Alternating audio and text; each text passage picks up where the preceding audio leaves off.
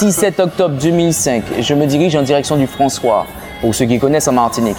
J'arrive dans une intersection, il y a un camion sur la droite qui ne marque pas son stop. Il freine 1 mètre après le stop. Le mec du camion me fait signe de passer. Je passe devant le camion, la voiture qui est derrière ce camion s'empresse de doubler par la droite. Elle me coupe la route. Je rentre dans ce camion, dans cette voiture de plein fouet. J'arrive 15 mètres plus bas, j'ouvre les yeux, je vois une dame qui me regarde, qui me dit « mais waouh, t'es en piteux état ». Là, je regarde à gauche, je vois plus mon bras, je regarde à droite, je vois mon bras complètement cassé. Quand j'essaie de me relever, je peux pas. Je suis complètement tourné, le corps complètement cassé. Je fais 1 mois de coma, 1 an et 9 mois en centre de rééducation. 2 ans d'hôpital en tout, 65 opérations chirurgicales. Mais ça m'a rendu beaucoup plus humble. Parce que j'avais une accélération, oui, mais j'avais une accélération qui pouvait m'épuiser dans le temps. Là, c'est beaucoup plus posé et plus efficient. Parce que tu es dans ton fauteuil, tu vois les choses. Nous avons monté 7 entreprises en 3 ans. Quand vous comprenez cette chose-là, qui est la vie, quand vous comprenez que toute chose concourt au bien de ceux qui aiment la vie, vous arrivez à voir les choses différemment. Tout devient différent. Donc, salut Mickaël. Salut. Bienvenue sur Street Diamond. Donc, ça fait super plaisir de te recevoir parce qu'en plus de ça, c'est le hasard qui nous a connectés. Merci à toi déjà. Merci pour cette connexion et merci d'être venu à nous. Et merci pour le travail que tu fais. On est en Martinique, au Molangacajou. Nous avons plusieurs pôles en fait, donc les accros. Donc nous avons Acro Kids, Acro Cards, Acro Key, Acro Pids, Pineapple et Acro Splash qui s'ouvrira bientôt, c'est l'aquatique. Et dans ça, nous avons un pôle karting, un pôle bowling, un pôle restauration et un pôle aquatique. Mais lui, on réserve la surprise en fait. Ok, il y a encore des choses en développement. Il y a des choses à faire, il y a des choses à faire. C'est pas facile, mais il y a des choses à faire. Donc Mickaël, ton parcours, tu as un parcours atypique. Tu as fait à l'époque, c'était un télécrochet. Hein. Ouais, j'ai fait Zoukhamine, Future Star en fait. Et c'était un peu l'équivalent de la Star Academy là-bas, mais local. Et suite à ça, je suis sorti 3e, oui 4e non 3e sur 150 qu'il y avait au départ, donc c'est vraiment pas mal.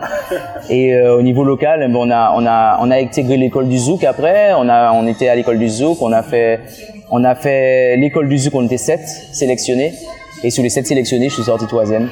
Donc c'est pas mal, ce qui m'a permis après d'intégrer les 2 plus grandes télés de Martinique, RFO et ATV, en tant que journaliste reporter d'images. C'est moi qui ai filmé la 2e session parce que j'ai intégré la production en fait de Zoukhamine. Donc après, avec Jocelyn Vautor, sous la tutelle de Jocelyn Vautor, le directeur de Backstage, j'avais intégré la boîte et c'est moi qui filmais la 2e session de Zoukhamine. J'étais très fier de cette aventure et puis quand j'ai intégré mes 2 télés, j'ai eu mon accident. Ouais, il y a un truc avant de parler de l'accident qui est fou, c'est le fait que ton travail soit reconnu parce que c'est ce qu'on m'a dit tout de suite en me parlant de toi. Avec la personne avec qui j'étais quand on s'est rencontrés, la première chose qu'on m'a dit c'est que en fait tu étais déjà sur un, comme on dit chez nous, un ballon ou même professionnellement quoi. C'était que tu étais quelqu'un qui ne dormait pas. Alors moi j'avais tout de suite compris aussi l'enseignement simple de la vie, c'était bats-toi parce que personne ne fera ta place et c'est toi qui feras. Et quand j'ai intégré les télés, j'avais pas de limite. En fait, quand je travaillais à la TV en tant que reporter, en tant que journaliste reporter d'images, on m'a donné une caméra et on m'a donné ma chance. Et moi, c'était à moi de démontrer que je pouvais le faire. Donc du coup, quand j'ai pris la caméra, je tournais la journée comme le soir et j'arrêtais pas. Et j'étais jeune à l'époque, j'avais 21. J'ai intégré la télé à 20 ans.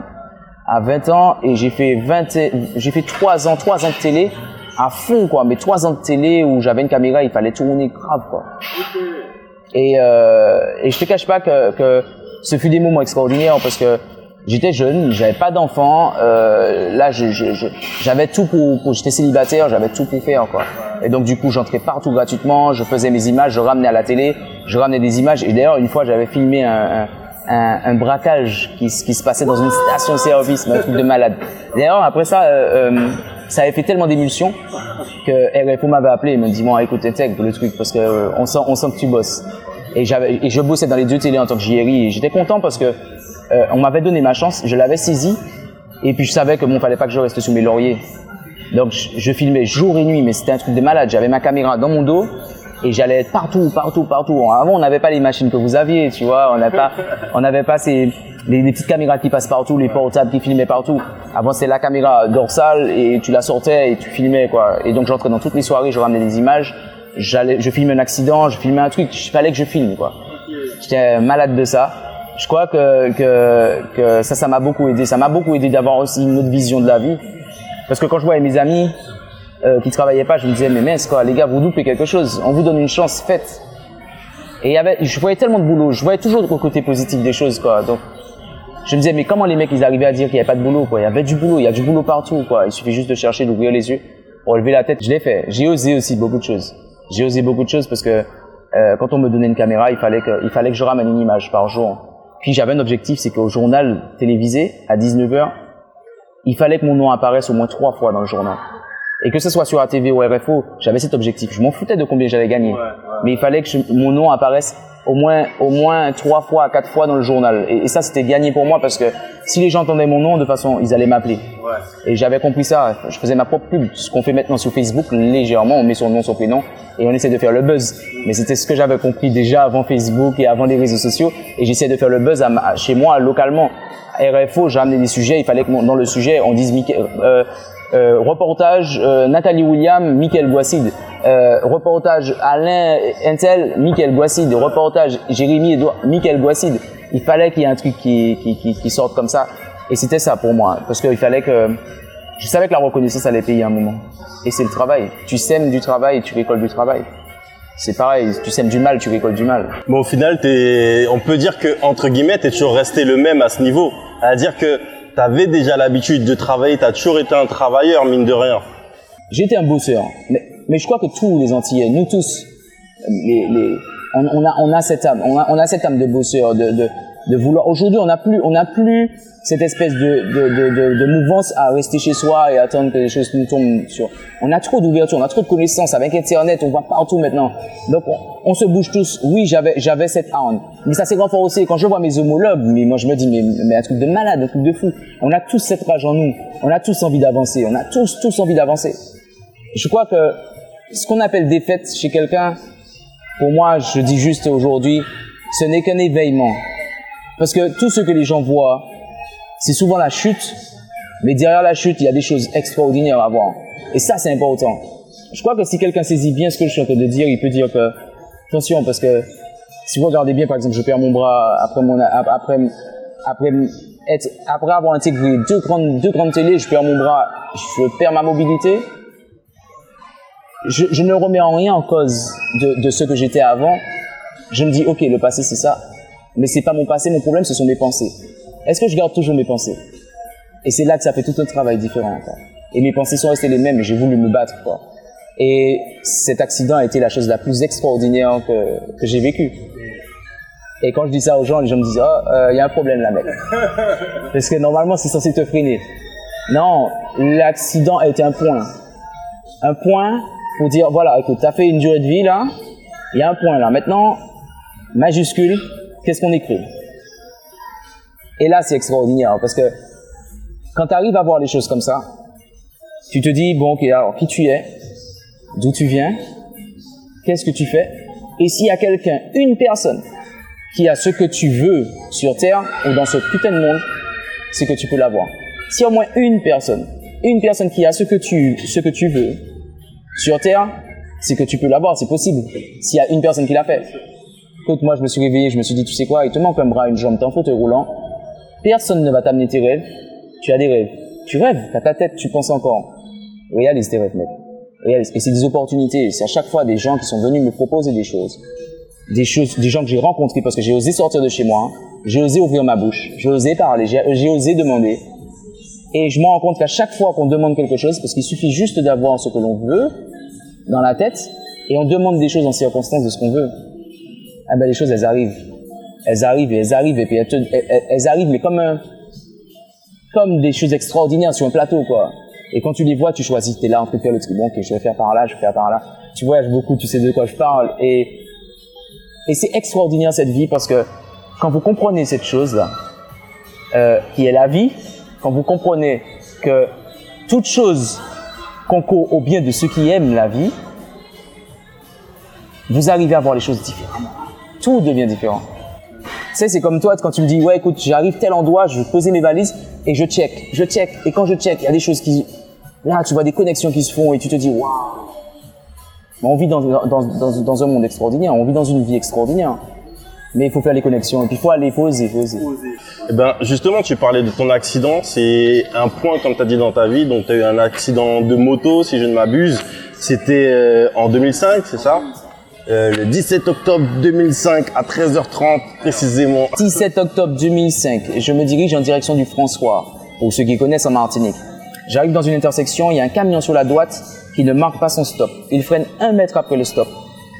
Le mec du camion me fait signe de passer. Je passe devant le camion, la voiture qui est derrière ce camion s'empresse de doubler par la droite. Elle me coupe la route. Je rentre dans ce camion, dans cette voiture de plein fouet. J'arrive 15 mètres plus bas, j'ouvre les yeux, je vois une dame qui me regarde, qui me dit, mais waouh, t'es en piteux état. Là, je regarde à gauche, je vois plus mon bras, je regarde à droite, je vois mon bras complètement cassé. Quand j'essaie de me relever, je peux pas. Je suis complètement tourné, le corps complètement cassé. Je fais 1 mois de coma, 1 an et 9 mois en centre de rééducation. 2 ans d'hôpital en tout, 65 opérations chirurgicales. Mais ça, c'est extraordinaire parce qu'avec le recul, je me dis, mais waouh quoi.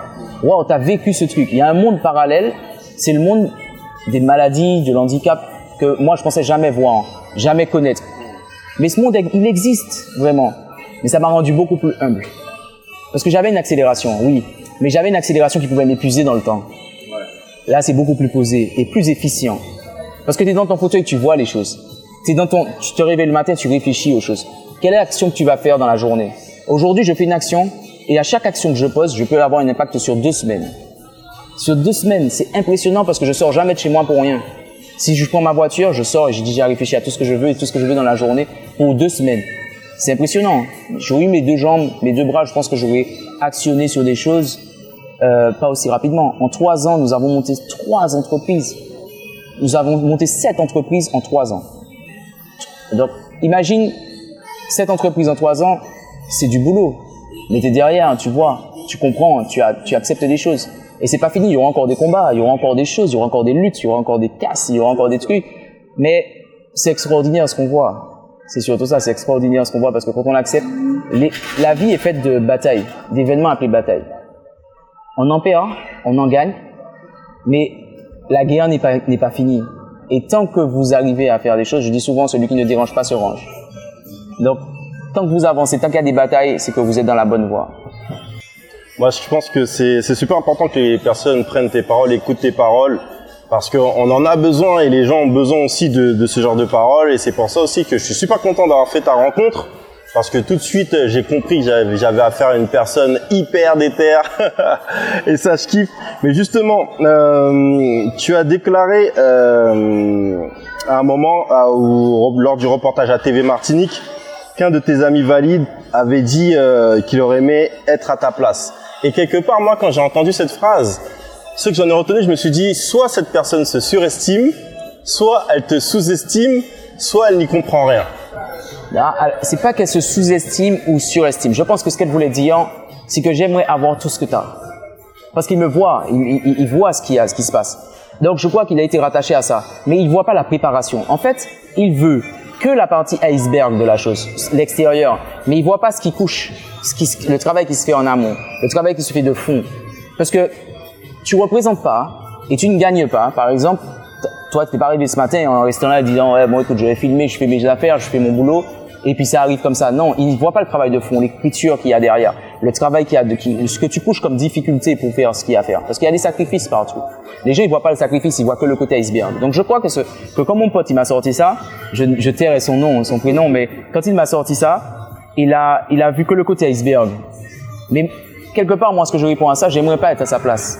Parce que si tu ne vois que le côté iceberg, tu n'es pas prêt à payer le prix. Parce que moi, je suis prêt à payer le prix. Quand je vois quelqu'un qui est dans la lumière, je me dis, je cherche pas à savoir ce qu'il y a de la lumière, parce que ça, c'est la facette qui me révèle à lui. Mais moi, je veux savoir qu'est-ce qu'il a couché comme sacrifice pour pouvoir en faire ce qu'il fait. Parce un joueur de foot, quand on le voit jouer, le terrain révèle le joueur de foot. Mais les entraînements, les entraînements de tous les jours qu'ils font, les mecs, ils vont pas en boîte de nuit, ils sont là dans des entraînements. Quand on les rencontre en boîte de nuit, c'est les moments de vacances. Mais les années qui passent à travailler, à s'entraîner, on voit pas les entraînements. Et c'est chaud. C'est chaud, les mecs, quand ils vous disent que c'est chaud. Ah, mais attends. Tu sais, quand on s'est vu, Simon, il y a Manu Rivière. J'avais rendez-vous avec lui. Le mec, il nous parle de ses affaires, mais quand il te parle des entraînements, vas-y, personne n'est prêt à payer ça. Ces entraînements sont chauds. Il me dit qu'il aime ça. Mais le prix à payer, c'est quoi? C'est que quand il est jeune, là, il travaille. Le mec entraîne. On le voit, quand il est sur le terrain, il est bon. Il est bon sur le terrain. Mais qu'est-ce qu'il fait comme travail derrière? Et c'est ça qui est important. Cherchez à savoir le prix de ceux qui font des choses dans la lumière, mais cherchez à savoir le prix qu'ils payent. Et quand tu vois le prix, il y en a peu qui ont envie de payer le prix. Tu vois, ils en ont un peu. Exactement. Et justement, je me demandais, la moto, c'était une de tes grandes passions avant l'accident. Quelle est ta grande passion aujourd'hui? Alors, la moto reste toujours ma passion. Si je pouvais en faire, j'aurais fait. Parce que c'est pas le problème. La moto n'est pas un problème. C'est ce que j'en ai fait. Si j'avais fait plus attention aujourd'hui, je pense que je ne me serais pas retrouvé dans le fauteuil. Mais j'ai pas fait attention et voilà. Mais c'est pas la moto. La moto reste toujours ma passion. Aujourd'hui, ma passion, c'est entreprendre, investir, l'épanouissement de mes employés, l'épanouissement des personnes qui sont autour de moi. Aujourd'hui, mon plus grand défi, c'est de relever des gens. Quand quelqu'un dit que c'est impossible, moi, j'aimerais lui dire pourquoi c'est impossible. Dis-moi, explique-moi pourquoi c'est impossible. Au moins, donne-moi une chance si tu arrives à me convaincre que c'est impossible, ok. J'ai une grande discussion avec des gens la plupart du temps et les gens que je rencontre sont extraordinaires parce que quand je les rencontre, quand ils me disent Mika, moi je vois comment tu avances, j'aimerais savoir comment tu avances. Ok, il n'y a pas de problème. Moi, ce qui m'intéresse, c'est pourquoi tu te poses ces questions et qu'est-ce que tu es prêt à faire aujourd'hui. Et ça, c'est important pour moi. Et aujourd'hui, je n'ai que des échanges extraordinaires comme ça avec des gens parce que ce sont des échanges qui me permettent de voir qu'aujourd'hui, nous avons tous la possibilité de faire des choses. Moi, ma passion aujourd'hui, c'est de rencontrer des gens et de voir échanger avec ces personnes et de dire c'est possible. Et relever des gens. Là où des gens me disent c'est mort, j'en peux plus, je lui dis oui, c'est possible. Ah ben c'est possible parce qu'on ne s'est pas encore croisé. Tu dis que c'est impossible parce qu'on ne s'est pas encore croisé. Tiens, on va se voir, on passe 1 heure ensemble, on passe 2 heures ensemble, on discute. À la fin, tu vois plus mon handicap et tu comprends vite qu'en fait, c'est ce que tu penses qui est en train de te détruire. Mais si tu changes ton mode de pensée, tu fais des choses extraordinaires. C'est ça ma passion aujourd'hui. Ma passion, c'est relever des gens. Tu étais sur une autobiographie? Alors, cette autobiographie, elle est en correction. Il y a encore des choses à venir. Parce que dans l'ombre là, en ce moment, je passe par quelque chose de très compliqué. Que je vais pas nommer ici, mais très compliqué. Des déceptions, on va dire émotionnelles. De certaines personnes qui m'ont beaucoup déçu, en qui j'avais vraiment confiance. Et d'ailleurs, vous allez entendre parler de tout ça. Mais ce qui est extraordinaire, c'est que ça fera partie du livre aussi. Et c'est là parce que j'écoute beaucoup mon intuition et ce que je vais faire de cette histoire. Parce que cette histoire, elle n'est pas là par hasard. J'ai écrit déjà un bon bout que je révèle déjà en télé. Les gens ont déjà pas mal de choses sur moi, pas mal d'informations. Mais ce que je suis en train de passer là, je peux vous dire que ce sera extraordinaire et quand je vais le raconter, on va me dire non, c'est pas possible. Émotionnellement, j'ai été éprouvé physiquement, mais émotionnellement, j'avais pas été éprouvé. Mais il y a matière à écrire sur ce genre de choses et la correction. En fait, du coup, tu as été éprouvé émotionnellement, tout s'est passé après quoi. Tout a basculé, tu as dû gérer tout émotionnellement. Non. J'ai été éprouvé physiquement, mais j'ai pu démontrer jusqu'à maintenant que physiquement, ces choses sont passées et que j'ai réussi à valider ça. Maintenant, c'est émotionnellement. Émotionnellement, on va parler d'un divorce, on va parler d'une trahison de mon associé avec qui je travaille. Je vais ouvrir des portes sur ça et j'expliquerai ces choses-là en temps voulu. Et tu verras que ce sera quelque chose d'extraordinaire parce qu'on va trouver une porte extraordinaire. Il faut juste rester juste. Il n'y a que la vérité qui compte. Je suis très juste. Je suis un garçon très juste. Et la déception de ces deux personnes feront qu'à un moment, j'expliquerai exactement ce par quoi je suis passé. Mais pourquoi ça s'est passé et pourquoi ils ont été par là. Mais quand vous avez les yeux ouverts sur certaines choses, vous attendez juste que ça se passe et ensuite vous écrivez ce qui se passe. C'est tout. Je suis passé par mon accident et mon accident m'a donné une longueur d'avance sur beaucoup de choses. Donc j'attends simplement le bon moment. Cette biographie, quand elle sortira, elle sera complète. Mais elle sortira pour aider des gens, pas pour me vanter. Elle n'est pas là pour rabaisser des gens, elle sera là pour élever des gens. Cette biographie, elle sera là pour élever des gens. Au vu de toute l'émulation qu'il y a au niveau de la scène, au niveau de ce cinéma, de ces jeunes réalisateurs qui déchirent tout, comme Chris Burton avec son agence Darrers. Il y a aussi Wally Fall qui est aussi sénégalo-martiniquais. Tu as aussi d'autres vidéastes que ce soit en Guadeloupe et aussi en Martinique. Donc je pense aussi à Drumeau qui réalise, et il y a enfin bref, il y a plein de gens, il y a toute l'équipe de RAC à qui j'envoie un big shout out. Tu penses que ce serait pas mal en film ton histoire? Tu la vois comme ça aussi? J'en ai parlé hier quand j'étais dans une audite à la gendarmerie, je leur ai dit je crois que ça mérite de faire un film, mais pas sur la personne, sur l'histoire. Parce qu'en fait, ce qui est important pour les gens, c'est de comprendre que nous avons des capacités, je parle de façon générale, que nous avons des capacités humaines à faire des choses extraordinaires. Et quand on croit que c'est fini, les choses ne sont jamais finies, tant qu'on respire. Et tous ces réalisateurs que tu es en train de nommer nous montrent tout le temps des images et nous montrent que toujours la possibilité de faire les choses, elles sont là. Il faut juste les saisir. Et c'est là que je crois que mon histoire ou plein d'autres histoires méritent d'être mis en lumière. Mais juste pour éclairer d'autres après nous. Et juste pour éclairer ceux aussi qui ont cette compréhension, les renforcer dans leur choix de vie. Ça, c'est important. Je suis tout à fait d'accord avec toi. D'ailleurs, il y a des histoires que les gens, ils ont l'impression des fois que c'est banal, mais c'est pas si banal que ça du tout. Chaque fois qu'on passe par quelque chose, tu vois le travail que tu fais, c'est un travail mais extraordinaire. Et personne ne peut minimiser ça. C'est un travail de fond mais extraordinaire. C'est un travail qui sera vu, qui sera reconnu et qui est déjà reconnu. Et c'est là que c'est important, parce qu'on aura beau dire ce qu'on veut, chaque histoire que chaque homme vit est une réponse à quelqu'un. C'est une réponse à quelqu'un. Tu te réveilles le matin, t'as pas envie d'aller bosser. Tu es en train de dire à quelqu'un, écoute, fais comme moi. Et tu es en train de le renforcer dans son choix. C'est de la fainéantise, mais tu le renforces aussi dans son choix. Mais tu te réveilles le matin, tu es l'histoire de quelqu'un. Tu te réveilles le matin, ton voisin t'observe. Tu sais pas quel voisin qui t'observe. Tu sais pas s'il y a un voisin qui te suit. Tu sais pas qui te regarde, qui regarde ta vie.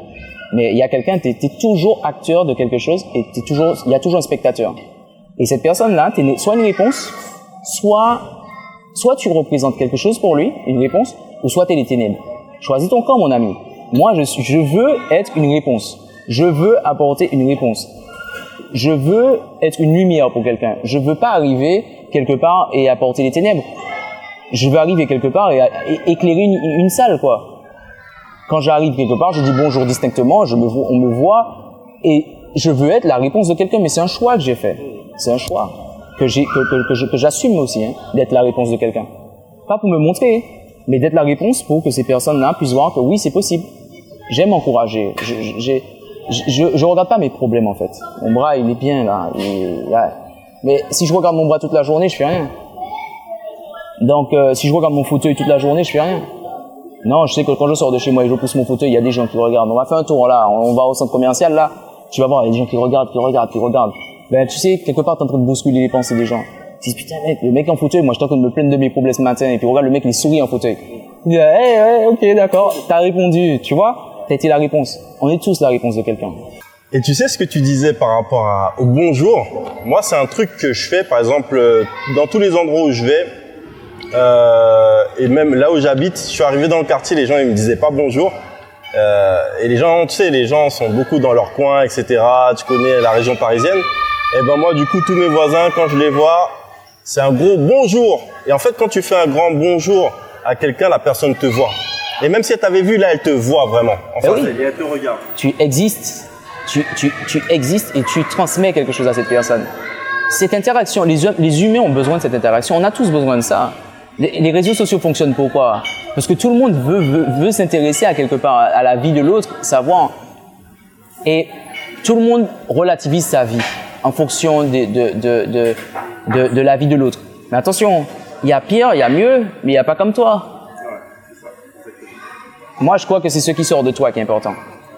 C'est ce que tu donnes qui est important.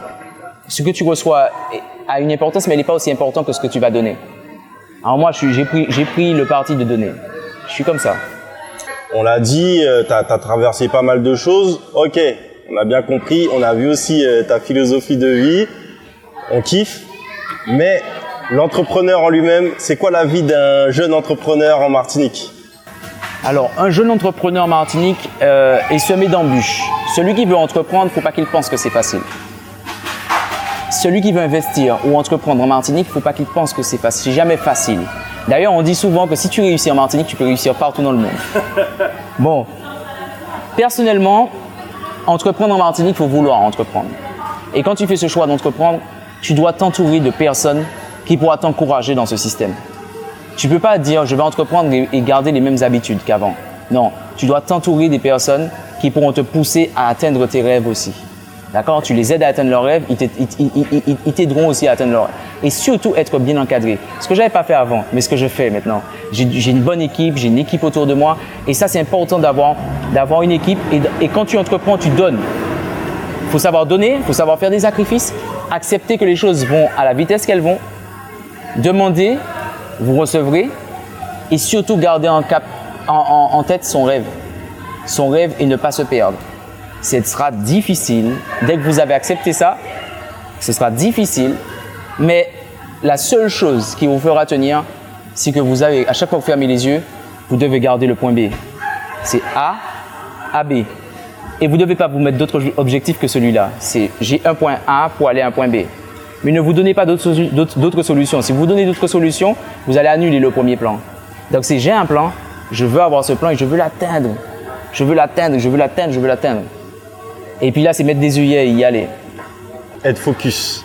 Et justement, est-ce que tu t'intéresses à toute l'émulation qu'il y a en Martinique, notamment au niveau de l'entrepreneuriat, même en Guadeloupe, aux Antilles en général? Parce qu'il y a aussi toute cette génération de jeunes entrepreneurs, toutes ces startups qui se créent, il y a les nouvelles technologies aussi. Tu t'intéresses à tout ça?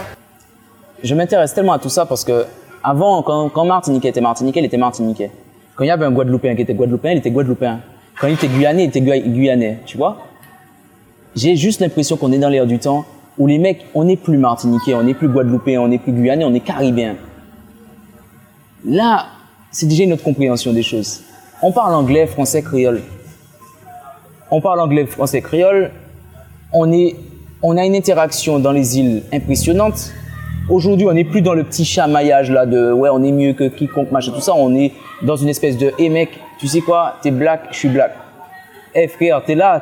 Tu connais le soleil, tu connais le coco, tu connais les jus, tu connais le rhum, tu connais les choses. On est dans ça. Tu sais, on connaît, hey mec, t'es mal, ok, on se check. Et dès qu'on se check, j'ai juste l'impression, même en Afrique, tu vois, on se check.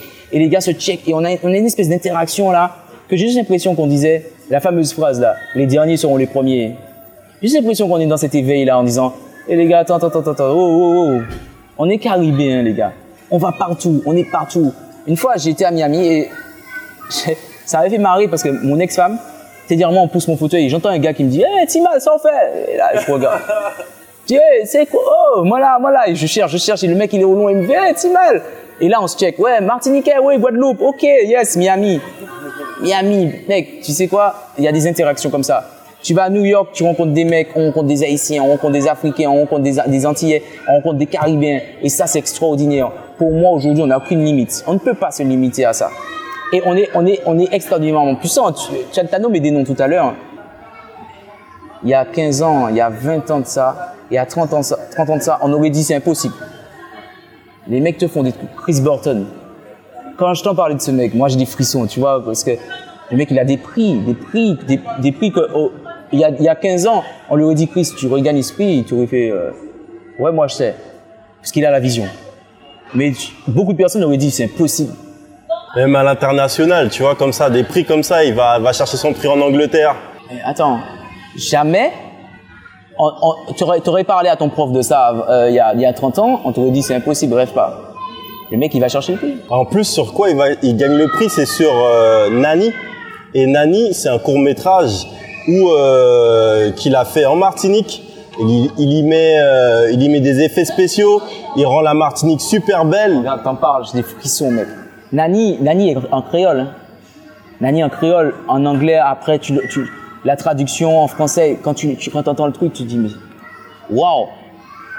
Quand tu regardes le court-métrage de Nani, c'est le fond. T'as des frissons pendant tout le truc. Il a pigé le truc.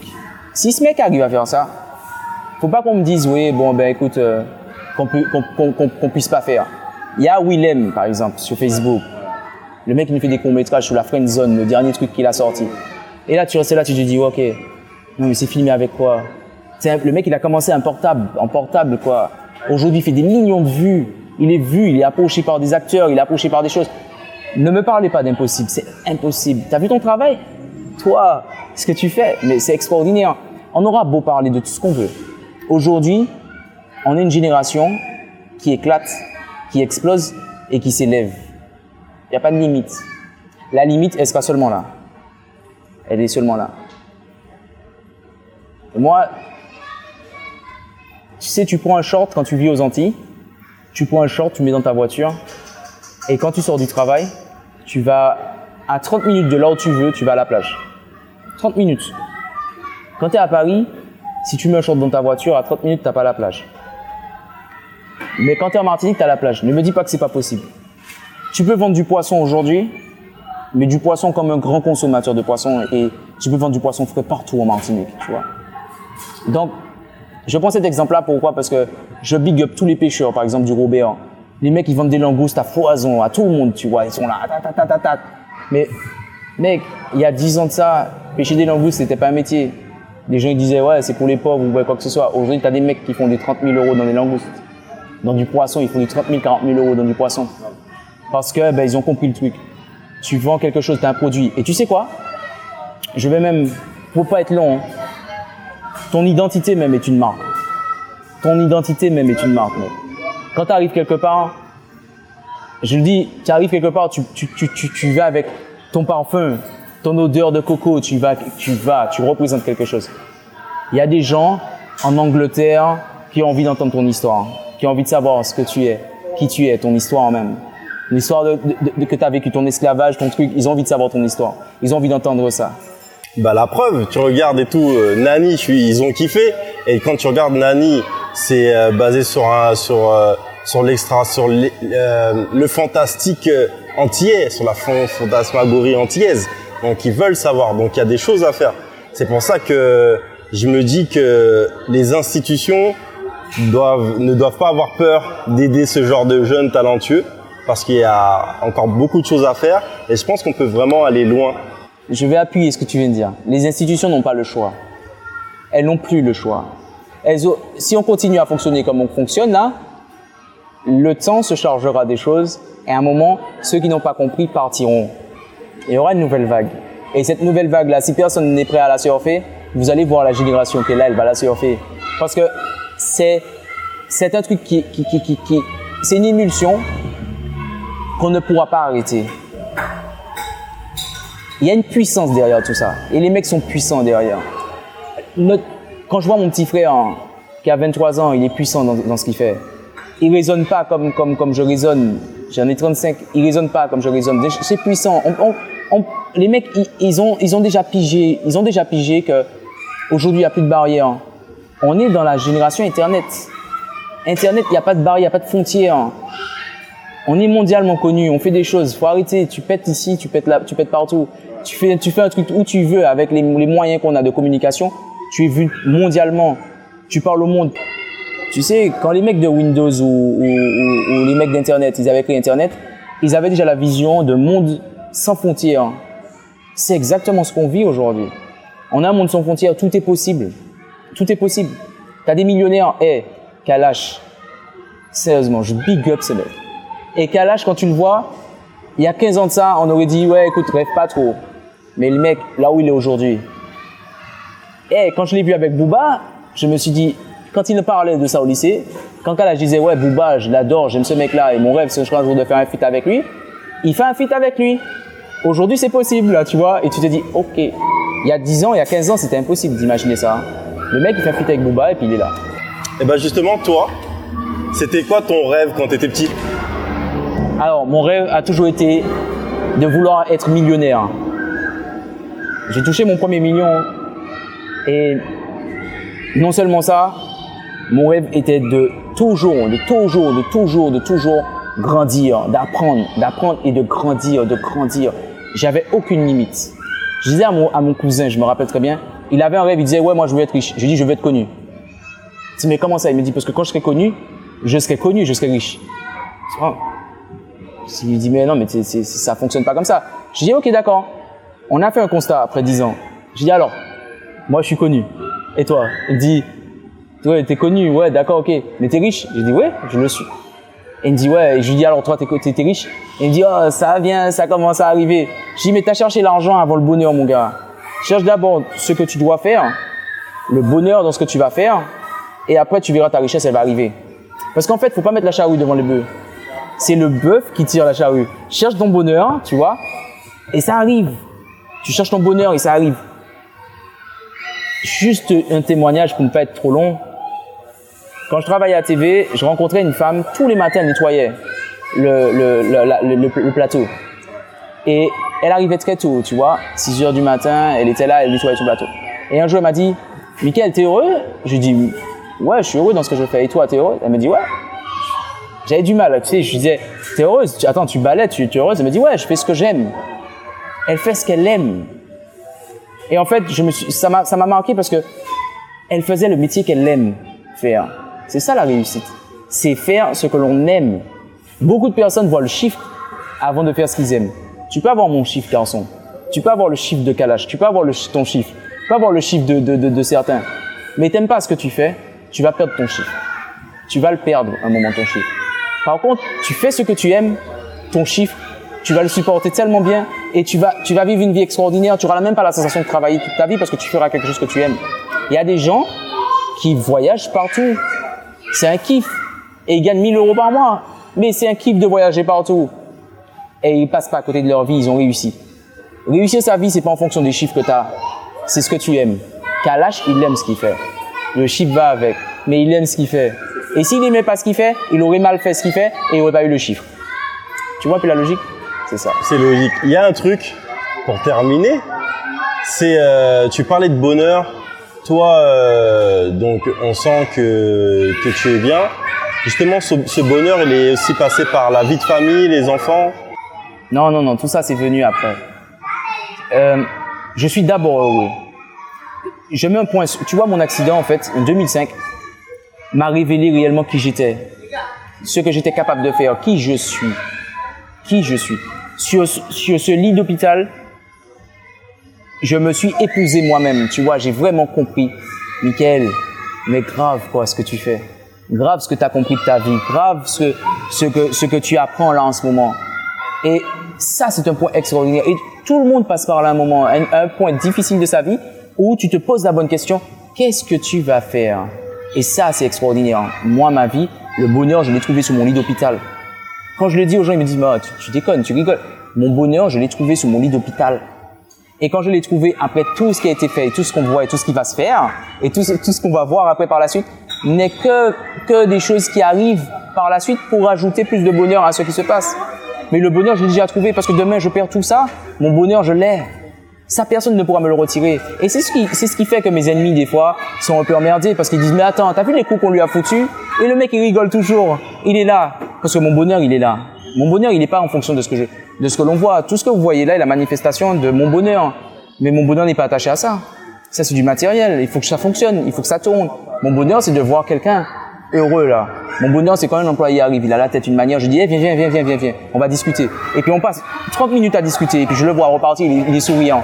Ça, c'est mon bonheur. Mais moi, ça, je pourrais le faire. Mais que j'ai des frics ou pas demain, je pourrais le faire encore, ça. Personne ne pourra me le retirer. Ça, c'est ça. C'est ça le bonheur. Parce qu'en fait, en réalité, on a besoin d'une chose, c'est l'interaction des hommes. Je vous le dis, c'est pas les millions, c'est pas l'argent, c'est l'interaction des hommes. Ça, vous allez tout le temps vous le vouloir. Parce que vous le voulez dans la difficulté, dans la joie, vous recherchez tout ça. Je fonctionne avec des millionnaires aujourd'hui. Quand je les rencontre, ils ont besoin de quoi? Mika, on a les millions, on a le bateau, on a la maison, on a tout. Tu sais ce que j'ai besoin, c'est un vrai ami. Quelqu'un à qui je peux parler. Je lui dis, ah ouais, ok, t'as compris ça toi aussi? Il dit, ouais, mais moi j'ai besoin de ça, de vrais échanges. Ok, je connais un copain Robert, je vais pas nommer son nom. Le mec, il est multimillionnaire. Grosse villa, vue sur mer. Mais quand je vous dis grosse villa, vue sur mer. Mais il a besoin de copains. Et quand il a ses copains, il est content parce que c'est des copains. C'est pas des copains qui sont là pour son fric, c'est des vrais copains. Des vrais copains où il parle de ses galères, de ses difficultés. Et puis ses copains ne lui crachent pas dessus, on ne lui tourne pas le dos. Mais il a de vrais copains. Ça, on a tous besoin de ça. On a besoin de la vraie interaction. C'est celle qui pourra vous soutenir dans la difficulté comme dans le bonheur. C'est ça, la vraie vie. Moi, j'ai trouvé. Moi, j'ai trouvé sur mon lit d'hôpital. Après ton accident et après ton ascension, tes ascensions, parce que tu as plusieurs ascensions dans une, mais ton rapport avec les autres, est-ce que ça a complètement changé? Tu as eu beaucoup de personnes qui se sont révélées, des gens qui sont devenus faux, des gens... Ah oui, j'ai eu des gens qui se sont révélés, ils ont montré leur vrai visage, tu vois, des hypocrites et puis tout ça, ils ont montré leur vrai visage, ils sont partis. Mais c'est pas grave ça, on va pas parler de ça. Ça c'est du pipi de chat et s'ils tombent sur ce truc, ils se reconnaîtront facilement. Bon, ça c'est à faire rire. Bon, il y a des gens qui sont révélés. Mais tu as aussi ceux qui n'avaient pas compris, l'incompréhension. Le mec, il est amoindri physiquement, il a mobilité réduite, mais il fait des choses extraordinaires. Après 10 ans, ils ont compris. Ou après 5 ans, ils ont compris. Mika, tu sais quoi, j'ai compris, ok. Ta place de leader, ta place de premier, tu veux la garder. Et tu as aussi compris que c'est pas ce que tu vois qui fait l'homme, c'est ce que tu comprends. Et c'est ce qui sort de toi. Mais tu nous as aussi montré, Mickaël, que tu es derrière chaque parole que tu fais. Que tu es là. C'est la constance. Tu es là encore, mec. Les gens m'appellent pour me parler de leurs problèmes. Ne me demande pas si ça va. Ça, c'est déjà validé. Tu comprends? Ça veut dire que, écoute, Mika, quand je leur parle de mon problème, ils me disent, c'est simple, Mika, tu vas t'en sortir. C'est simple. T'sais, les gars, des fois, j'ai des galères et j'ai envie d'un conseil. Les gars, ils me disent, mais non, tu vas t'en sortir, mec, c'est normal. Et ils ont raison, parce qu'en fait, en réalité, j'ai les clés pour ça. Je sais que je vais m'en sortir. Je sais exactement quoi faire. Soyez sincères. Là, c'est une clé. C'est une clé que je donne. C'est un truc. C'est l'une de mes clés. Soyez sincères. Soyez juste ça, sincère. Sincère. Quand ça va pas, dites que ça va pas. Et quand ça va, dites que ça va. Et vous allez voir que quand vous êtes sincère avec vous-même, vous cassez des barrières. Je serai sincère avec les gens. Si un jour ça va pas en fauteuil, je dirai ça va pas. Ça va, je dirai ça va. Tu vois, je suis sincère. Et ma démarche, elle fonctionne comme ça. Et l'une des clés qui font que l'ascension, elle fonctionne, elle va fonctionner, c'est d'accepter les échecs comme les moments de gloire. Mais tu dois être constant dans ça. C'est que tout va bien, tu dois te dire ok, tout va bien. Quand ça va mal, tu te dis ok, tout va mal. Tu as vu le même sourire, il n'a pas changé. Les gens, ils voient. Regarde, tu vois la réaction du petit? Ils le voient. Ils voient ta réaction, ils voient les choses, ils se posent des questions. Maintenant, c'est à toi de démontrer. T'es heureux, t'es pas heureux, t'as des trucs, tu fais, tu dis, qu'est-ce que tu proposes? Tu me suis ou pas? Là, je suis tout à fait d'accord avec toi. Ouais, j'espère que ceux qui écouteront ce truc comprendront que c'est ceux qui sortent, c'est pas ce qui vient à toi qui va changer ta vie, c'est ce que toi, tu donnes qui change ta vie. C'est ce qui sort de toi qui est important. C'est ce qui sort de toi. Dans ma condition, beaucoup de personnes n'auraient pas pu écouter ce que je dis et n'auraient pas compris si j'étais valide, si j'étais debout. Ils auraient dit, ouais, bon, le mec, il dit des choses, mais qu'est-ce qui prouve que ce qu'il dit, c'est viable? Mon bras va pas repousser, ma jambe non plus. Je suis en fauteuil roulant. Et le mec qui est en fauteuil roulant te dit que c'est possible. Je crois qu'à un moment, il faut se réveiller, se dire, hey, tu sais quoi? Si lui, à mobilité réduite, il dit que c'est possible, t'as pas d'excuse. Et d'ailleurs, tu sais, ma mission, je l'ai tellement bien acceptée qu'elle est tellement vaste, elle est pour les valides et les invalides. Si toi, derrière la caméra, t'es couché dans l'hôpital et tu crois que c'est fini, c'est pas fini parce que moi, en fauteuil roulant, je vais te dire que c'est pas fini. Il y a des choses à voir. T'es à l'hôpital, t'es en prison là en ce moment, on te dit que c'est fini, c'est pas fini, il y a des choses à voir. Tant que tu respires, il y a des choses à voir. Et c'est pas fini tant que Dieu lui-même n'a pas dit que c'est fini. Et ça, c'est un mec qu'on a dit qu'il était cliniquement mort. Mais carrément. À un moment donné. Carrément. Qui vous dit ça? Les médecins disaient, Monsieur Gouassid, ce sera compliqué dehors. Ce sera difficile. Ils avaient annoncé à ma mère, maman, hein. Ils ont dit, préparez-vous, il va peut-être pas tenir une semaine. Hein. Là, il est fini. Il pourra pas faire les choses. Vous savez quoi? Je crois que la médecine, elle fait son travail très bien. Et elle fait ce qu'elle peut faire. D'accord? Et elle dira ce qu'elles ont appris. Mais la vie en décide autrement. Et quand la vie te met un coup de pied comme ça, il faut savoir l'accepter. Et c'est ça qui est extraordinaire. Je l'ai accepté. Mais je l'ai accepté au bon moment. Parce que la vie, elle donne pas deux chances. Elle donne toujours une chance. Tu sais, quand tu es dans la galère, elle donne toujours une chance infime de pouvoir t'en sortir. Est-ce que tu l'as saisi ou est-ce que tu l'as saisi pas? Mais pour moi, c'est ça. Une chance, je l'ai saisie. Je l'ai saisie au bon moment, je l'ai accepté. Et je me suis dit, ok, tu sais quoi? Là, tu l'as accepté et puis dis-moi. Et j'ai lâché prise. Ça, c'était extraordinaire sur mon lit de lâcher prise. Et puis, chaque copain qui venait me voir, il me disait, mec, t'es sûr de ce que t'es en train de te dire là? Tu vas faire ça quand tu vas sortir de l'hôpital? Je dis, mec, je ferai des conférences. Je parlerai de ma situation. Je dirai des choses. Les gens seront étonnés. J'ai éprouvé pendant 10 ans. Et la petite surprise, c'est quoi? C'est que je crois que quoi qu'il se passera dans ma vie, j'essaierai toujours d'entendre cette petite voix de la vie qui me dit, tu sais quoi? C'est le moment. Vas-y, frappe, c'est maintenant. Et là, quand tu l'entends, tu dois le faire. Tu dois rentrer dedans. Mais tous, on a cette voix-là. Mais on l'écoute plus ou moins. Mais il y a une chose qui fera que tôt ou tard, quand quelqu'un me dit « Ouais, mais je vis pas ça et je le vivrai pas », si tu te reconnais pas encore dans ce que je dis, vis encore, vis un peu encore. Il y aura un moment où tu seras confronté à une difficulté et dans cette difficulté-là, écoute bien, écoute la petite voix qui te dira « C'est pas fini ». Parce que celle-là, elle parle lentement, mais tu vas l'entendre avec ta voix même. C'est pas fini. Et là, tu devras la saisir parce que ce sera un réma pour toi. C'est celle qui va te dire, c'est pas fini. C'est quand tu vas la saisir, que tu vas l'accepter, elle va transformer toute ta vie. C'est ça que moi, je l'ai accepté. Et ça a transformé toute ma vie. C'est pas fini. Et à chaque fois que je l'entends, c'est pas fini. Ok. Ça, c'est extraordinaire parce qu'en fait, tu cherches pas à savoir où elle va aller, où elle va t'amener. Tu dois juste l'accepter. Et tu dis, ok, d'accord. Alors, on fait quoi? Chaque matin, je me réveille, je dis, allez, je fais quoi aujourd'hui? Dis, bon, allez, tu sais quoi, on va aller par là. Ok, y a pas de problème, je pose mon fauteuil, on y va. Et je trouve quelque chose. Tu sais, quand t'es CV au Simon, il y avait rien de programmé. T'as vu, je suis arrivé quelque part, boum, je passe mon fauteuil, je t'ai vu, je t'ai salué de la tête, mais je te connaissais pas, on se connaissait pas. Et pour autant, tu vois, on reste là, on se dit, ok, et on connaît quelqu'un de parallèle qui vient, il se salue, et boum, ça check. Ça check, il y a un truc qui passe, on se parle 10 minutes. T'as même pas besoin de plus de 10 minutes pour savoir, ok, il y a un truc à faire. Ok, on a un truc à faire. On se rappelle, ok, connexion. Ça se passe. Tu vois, on sait pas qui va écouter, qui va regarder et le nombre de personnes qu'on va toucher. Mais je sais une chose, c'est que celui qui va écouter, il a attiré ça à lui. Si tu l'as attiré à toi, c'est le bon moment de choisir.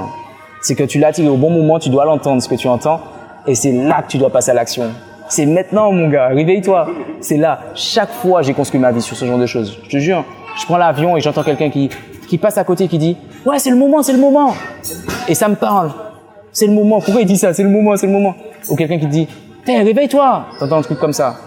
On te parle. C'est pas adressé à toi, mais tu l'as entendu et ça te parle. Parce que tu sais ce que tu vis. Tout le monde a son monde. On sait ce qu'on vit. Écoute la vie, elle te parle. Écoute.